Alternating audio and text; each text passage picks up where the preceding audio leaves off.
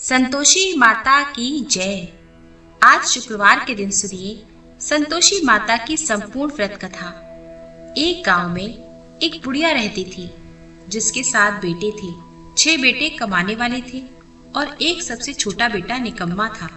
बुढ़िया माँ अपने 6 बेटों की रसोई बनाती और उनका झूठा बचा हुआ भोजन अपने 7वें बेटे को दे दिया करती। 7वां बेटा बहुत भोला भाला था, मन में कुछ भी विचार नहीं करता था। एक दिन वो अपनी पत्नी से बोला, देखो मेरी माँ का मुझ पर कितना प्रेम है। तो बहू बोली, क्यों नहीं, सबका झूठा बचा हुआ तुमको जो खिलाती है। तब वह बोला, ऐसा भी कहीं हो सकता है? मैं जब तक अपनी आंखों से न देख लूं मान नहीं सकता। पत्नी ने हंसकर कहा, देख लोगे तब तो मानोगे ना। फिर कुछ दिनों के बाद एक बड़ा त्योहार आया। घर में 7 तरह के भोजन और चूरमा के लड्डू बने। वह पत्नी की बात को जांचने के लिए सिर दर्द का बहाना बनाकर पतला कपड़ा सिर पर ओढ़कर रसोई में जाकर सो गया और कपड़े में से सब देखता रहा। 6 भाई भोजन करने आए। उसने देखा कि माँ ने उनके लिए सुंदर सुंदर आसन बिछाए हैं, 7 तरह की रसोई परोसी और आग्रह कर करके उन्हें भोजन कराती रही। वह चुपचाप देखता रहा। 6 भाई भोजन करके उठ गए। तब माँ ने उनकी झूठी थालियों में से लड्डू के टुकड़ों को उठाया और एक लड्डू बनाया। झूठन साफ करके माँ ने उसे पुकारा, उठो बेटा, तेरे भाइयों ने भोजन कर लिया है, अब तू भी भोजन कर ले। तब उसने माँ से कहा, माँ मुझे भोजन नहीं करना, मैं परदेश जा रहा हूँ। माँ ने कहा, कल जाना हो तो आज ही चला जा। वह बोला, हाँ हाँ आज ही जा रहा हूँ। ऐसा कहकर वह घर से निकल गया। चलते चलते उसे अपनी पत्नी की याद आई। वह गौशाला में कंडे थाप रही थी। तभी वहां जाकर बोला, सुनो मेरे पास तो कुछ भी नहीं है। यह अंगूठी है, ये ले लो और अपनी कोई निशानी मुझे भी दे दो। पत्नी बोली, मेरे पास क्या है, ये गोबर भरा हाथ है। ऐसा कहकर उसकी पत्नी ने पीठ पर गोबर के हाथ की एक थाप मार दी। तब वह 7वां बेटा परदेश के लिए चल पड़ा। चलते चलते दूर देश में पहुंच गया। वहां पर एक साहूकार की दुकान थी। वहां जाकर बोला, सेठ जी मुझे नौकरी पर रख लो। साहूकार को नौकर की सख्त जरूरत थी। साहूकार ने कहा, काम देखकर तनख्वाह मिलेगी। उसने कहा, सेठ जी जैसा आप ठीक समझें। अब उसे साहूकार के यहाँ नौकरी मिल गई। वह वहां दिन रात मेहनत करके काम करने लगा। कुछ दिन में दुकान का लेन देन, हिसाब किताब, ग्राहकों को माल देना बेचना सारा काम करने लगा। साहूकार के 7-8 नौकर थे। वे सब चक्कर खाने लगे। लेकिन उसने अपनी लगन, अपनी मेहनत, परिश्रम और ईमानदारी से सभी को पीछे छोड़ दिया और उसे फिर अपने किए का फल भी मिला। सेठ ने भी उसका काम देखा और 3 महीनों में ही उसे मुनाफे में अपना साझेदार बना लिया। परिश्रम करते करते 12 वर्षों में ही वह नगर का नामी सेठ बन गया और सेठ अपना सारा कारोबार उस पर छोड़कर बाहर चला गया। इधर घर पर उसकी पत्नी पर क्या बीती वह भी सुनिए। सास ससुर उसे अब दुख देने लगे। गृहस्थी का सारा काम करवाकर उसे जंगल लकड़ियां लेने भेजा करते। इस बीच घर की रोटियों के आटे से जो भूसी निकलती उसकी रोटी बनाकर रख दी जाती और फूटे नारियल की नरेली में पानी दिया जाता। इस तरह उसके दिन बीतने लगे। एक दिन जब वह जंगल में लकड़ी लेने जा रही थी तब उसे रास्ते में बहुत सी स्त्रियां संतोषी माता का व्रत करती दिखाई दी। वह वहां खड़ी होकर पूछने लगी, बहनों तुम ये किस देवी या देवता का व्रत कर रही हो और इसके करने से क्या फल मिलता है? इस व्रत को करने की क्या विधि है? यदि तुम अपने इस व्रत का विधान मुझे समझा कर कहोगी तो मैं तुम्हारा बड़ा एहसान मानूंगी। तब उनमें से एक स्त्री बोली, सुनो ये संतोषी माता का व्रत है। इसके करने से निर्धनता और दरिद्रता का नाश होता है, लक्ष्मी आती है, मन की चिंताएं दूर होती हैं, मन को प्रसन्नता और शांति मिलती है। जिसके संतान नहीं होती उसे संतान मिलती है, पुत्र की प्राप्ति होती है। पति बाहर गया हो तो शीघ्र ही लौट आता है। कुंवारी कन्याओं को मनपसंद वर मिलता है। चला मुकदमा खत्म हो जाता है। कलह कलेश की स्थिति हो तो मुख शांति होती है। घर में धन जमा हो, धन जायदाद का लाभ होता है। और जो कुछ भी मन में हो, जो कुछ भी कामना हो, संतोषी माता की कृपा से पूरी हो जाती है, इसमें संदेह नहीं। तब वह पूछने लगी, यह व्रत कैसे किया जाता है, यह भी बताओ तो बड़ी कृपा होगी। तब वह स्त्री कहने लगी, बहन, बिना परेशानी, श्रद्धा और प्रेम से जितना बन सके प्रसाद लेना। 5.25 पैसे से 5.25 आने या फिर इससे ज्यादा शक्ति और भक्ति के अनुसार गुड़ और चना लेना। हर शुक्रवार को निराहार रहकर कथा कहना सुनना। इसके बीच में क्रम टूटना नहीं चाहिए। लगातार नियम का पालन करना। सुनने वाला कोई ना मिले तो घी का दीपक जलाकर उसके आगे जल से भरा हुआ पात्र रखकर कथा कहना, परंतु नियम टूटना नहीं चाहिए। जब तक कार्य सिद्ध ना हो तो नियम का पालन करना और कार्य सिद्ध होने पर व्रत का उद्यापन करना। 3 मास में ही माता पूरा फल प्रदान करती है। यदि किसी के ग्रह खोटे हो तब भी माता 1 वर्ष में अवश्य उनको अनुकूल कर देती है। कार्य सिद्ध होने पर ही व्रत का उद्यापन करना, बीच में नहीं। उद्यापन में 2.5 सेर आटे का खाजा और इसी अनुसार खीर और चने का साग बनाना। 8 बच्चों को भोजन कराना। जहाँ तक मिले देवर जेठ भाई बंधुओं के लड़के लेना, ना मिले तो रिश्तेदारों और पड़ोसियों के लड़के बुलाना। उन्हें भोजन कराकर यथाशक्ति दक्षिणा देकर माता का नियम पूरा करना। ध्यान रखना, उस दिन घर में कोई खटाई न खाए। यह बात सुन वह वहाँ से चल पड़ी। रास्ते में लकड़ी के गट्ठर को उसने बेच दिया और उन पैसों में गुड़ और चना लेकर माता के व्रत की तैयारी कर आगे चली। रास्ते में संतोषी माता के मंदिर में जाकर वह माता के चरणों में लेट गई और विनती करने लगी, माँ, मैं दीन हूँ, निपट मूर्ख हूँ, व्रत के कोई भी नियम नहीं जानती। मैं बहुत दुखी हूँ। हे माता, मेरा दुख दूर करो, मैं तुम्हारी शरण में हूँ। संतोषी माता को उस पर दया आ गई। 1 शुक्रवार बीता, दूसरे शुक्रवार को ही उसके पति का पत्र आया और तीसरे शुक्रवार को उसका भेजा हुआ पैसा भी आ पहुंचा। अब तो यह देखकर जेठानी मुंह सुकोड़ने लगी।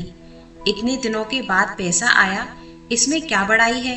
लड़के ताने देने लगे। काकी के पास तो पत्र आने लगे, रुपया आने लगा। अब तो काकी की खूब खातिर बढ़ेगी और अब तो काकी बुलाने से भी नहीं बोलेगी। बेचारी सरलता से कहती है कि भैया पत्र आए, पैसा आए तो हम सबके लिए ही तो अच्छा है। ऐसा कहकर आंखों में आंसू भरकर संतोषी माता के मंदिर में जाकर वह मातेश्वरी के चरणों में गिरकर रोने लगी। माँ, मैंने तुमसे पैसा तो नहीं मांगा, मुझे पैसे से क्या काम, मुझे तो अपने सुहाग से काम है। माँ, मैं तो अपने स्वामी के दर्शन और सेवा मांगती हूँ। तब माता ने प्रसन्न होकर कहा, जा बेटी, तेरा स्वामी भी जल्दी आएगा। ये सुनकर खुशी से बावली होकर वह घर आकर काम करने लगी। अब संतोषी माता विचार करने लगी कि भोली भाली पुत्री से मैंने कह तो दिया कि तेरा पति शीघ्र ही आ जाएगा, पर आएगा कहाँ से? वो तो इसे सपने में भी याद नहीं करता। उसे इसकी याद दिलाने के लिए तो अब मुझे ही जाना पड़ेगा। संतोषी माता ने उस बुढ़िया के बेटे को सपने में समझाया, पुत्र, तेरी पत्नी कष्ट उठा रही है। तब वह बोला, माँ, ये तो मुझे भी पता है, लेकिन क्या करूँ, वहाँ कैसे जाऊँ? परदेश की बात है, लेन देन का सारा हिसाब किताब है और कोई जाने का रास्ता भी नजर नहीं आता। आप ही कोई रास्ता दिखाएं कि मैं वहाँ कैसे जाऊँ। तब संतोषी माता कहने लगी, सवेरे नहा धोकर संतोषी माता का नाम ले, घी का दीपक जलाकर दंडवत कर और दुकान पर जाकर बैठना। देखते देखते तेरा सब लेन देन चुक जाएगा और जमा माल बिक जाएगा। सांझ होते होते धन का ढेर लग जाएगा। अब तो वह अगले दिन सुबह बहुत जल्दी उठा। उसने अपने मित्रों परिचितों से सपने में माता द्वारा कही गई बात कह सुनाई। वे सब उसकी बात सुनकर उसकी खिल्ली उड़ाने लगे। कहने लगे, कहीं कभी सपने की बात भी सच होती है क्या? लेकिन उसमें एक बूढ़ा व्यक्ति बहुत समझदार था। वह बोला, देखो भाई, मेरी बात मानो। इस तरह सच या झूठ कहने के बदले देवता ने जो कहा है वैसा ही करना। तेरा क्या जाता है? अब बूढ़े व्यक्ति की बात मानकर नहा धोकर उसने संतोषी माता को प्रणाम किया। फिर घी का दीपक जलाकर दुकान पर जाकर बैठा और जैसा संतोषी माता ने कहा वैसा ही हुआ। शाम तक धन का ढेर लग गया। वह हैरान रह गया। मन में संतोषी माता का नाम लेकर प्रसन्न होकर घर जाने के लिए गहने, कपड़े और सामान खरीदने लगा। सब काम से निपटकर वह अपने घर को रवाना हुआ। उधर उसकी पत्नी जंगल में लकड़ी लेने गई थी। लौटते समय थक जाने के कारण वह संतोषी माता के मंदिर पर विश्राम करने बैठ गई। ये तो उसका रोज रुकने का स्थान था। तब उसने धूल उड़ती देखी। देखकर उसने माता से पूछा, हे माते, ये धूल कैसे उड़ रही है? संतोषी माता ने कहा, पुत्री, ये देख, तेरा पति आ रहा है। अब तू ऐसा कर, लकड़ियों के 3 गट्ठर बना। एक नदी के किनारे रख, दूसरा मेरे मंदिर पर और तीसरा अपने सर पर रखकर। तेरे पति को लकड़ी का गट्ठर देखकर मोह पैदा होगा। यह वहाँ रुकेगा, नाश्ता पानी करके माँ से मिलने जाएगा। तू लकड़ी का गट्ठर उठाकर जाना और बीच चौक में गट्ठर उठाकर 3 आवाजें जोर से लगाना। लो सासू जी, लकड़ियों का गट्ठर लो, भूसी की रोटी दो, नारियल के खोपरे में पानी दो। और आज कौन मेहमान आया है? ये सुनकर सास ने अपने द्वारा दिए हुए कष्टों को भुलाने के लिए कहा, बहू, तू ऐसा क्यों कह रही है? तेरा पति ही तो आया है। आ बैठ, मीठा भात खाकर कपड़े गहने पहन। पत्नी की आवाज सुनकर उसका पति बाहर आया। फिर उसके हाथ में अपनी अंगूठी देखकर और उसकी दशा देखकर व्याकुल हो गया। उसने अपनी माँ से पूछा, माँ, ये कौन है? माँ बोली, बेटा, तेरी ही तो पत्नी है। आज 12 वर्ष हो गए। जब से तू गया है तब से सारे गांव में जानवर की तरह भटकती फिरती है। कामकाज कुछ करती नहीं, 4 समय का खाना आकर खा जाती है। अब तुझे देखकर भूसी की रोटी और नारियल के खोपरे में पानी मांगती है। तब वह बोला, माँ, मैंने इसे भी देखा है और तुम्हें भी। मुझे दूसरे घर की चाबी दो, मैं उसमें रहूंगा। माँ ने कहा, ठीक है बेटा, जैसी तेरी मर्जी। कहकर माँ ने चाबी का गुच्छा बेटे के सामने रख दिया। उसने दूसरे घर को खोला, सारा सामान जमाया। एक ही दिन में वहाँ राजा के महल जैसा ठाट बाट हो गया। अब क्या था, वह सुख भोगने लगी। अगला शुक्रवार आने पर उसने अपने पति से कहा, सुनो, मुझे संतोषी माता का उद्यापन करना है। पति बोला, बहुत अच्छा, खुशी से कर लो। अब वह उद्यापन की तैयारी करने लगी। जेठ के लड़कों को भोजन के लिए बुलाने गई। उन्होंने मंजूर कर लिया, परंतु पीछे से जेठानी ने अपने बच्चों को सिखाया, देखो रे, भोजन के समय सब लोग खटाई मांगना, जिससे उसका उद्यापन पूरा न हो। अब लड़के भोजन करने आए। खीर खूब पेट भर के खाई, लेकिन माँ की बात याद आते ही लड़के कहने लगे, चाची, हमें कुछ खट्टा खाने को दे दो, खीर खाना हमें बिल्कुल भी अच्छा नहीं लगता। और लड़के उठकर खड़े हो गए। फिर बोले, लाओ पैसा दे दो। भोली भाली बहू कुछ भी नहीं जानती थी। उसने उन लड़कों को पैसे दे दिए। लड़कों ने बाजार जाकर उन पैसों से इमली खरीदी और खाई। यह सब देखकर अब बहू पर संतोषी माता का कोप हुआ। राजा के दूत उसके पति को पकड़कर ले गए। जेठानी कहने लगी, अब बस सब पता चल जाएगा जब जेल की रोटी खाएगा। बहू ये सब वचन सुनकर सहन नहीं कर पाई। वह संतोषी माता के मंदिर में गई और कहने लगी, माता, ये आपने क्या किया? हंसाकर आप मुझे क्यों रुलाने लगी? संतोषी माता बोली, पुत्री, तूने मेरा व्रत भंग किया है, इतनी जल्दी सारी बातें भुला दी। वह बोली, माँ, मैं तो कुछ भी नहीं भूली, ना ही मैंने कोई अपराध किया है। मुझे तो लड़कों ने भूल में डाल दिया, मुझे क्षमा करो। तब माँ बोली, ऐसी भूल भी कहीं होती है? वह बोली, अब कोई भूल नहीं होगी। अब बताओ, मेरे पति वापस कैसे आएंगे? संतोषी माता बोली, पुत्री, जा, तेरा पति तुझे रास्ते में आता मिलेगा।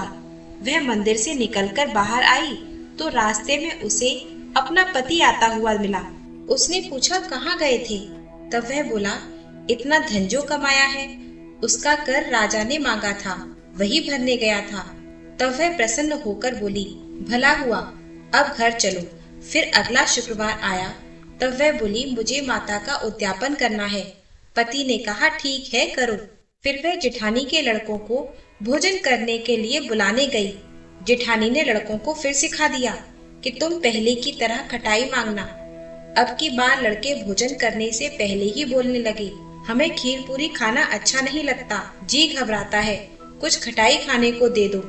तब वह बोली, खटाई तो खाने को नहीं मिलेगी, खाना है तो खाओ। उनके उठकर चले जाने पर उसने ब्राह्मणों के लड़कों को बुलाकर उन्हें भोजन कराया। दक्षिणा की जगह उन्हें एक एक फल दिया। इससे संतोषी माता प्रसन्न हो गई और माता की कृपा से 9 माह के बाद उसको चंद्रमा के समान एक सुंदर पुत्र प्राप्त हुआ। पुत्र को लेकर वह हर दिन संतोषी माता के मंदिर में जाने लगी।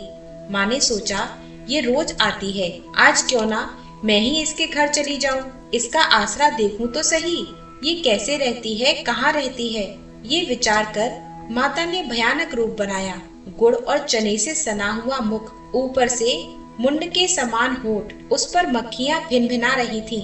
दहलीज पर पैर रखते ही उसकी सास चिल्लाने लगी, देखो रे, कोई चुड़ैल डाकनी चली आ रही है, जल्दी से भगाओ इसे, नहीं तो सबको खा जाएगी। बहू रोशनदान से देख रही थी।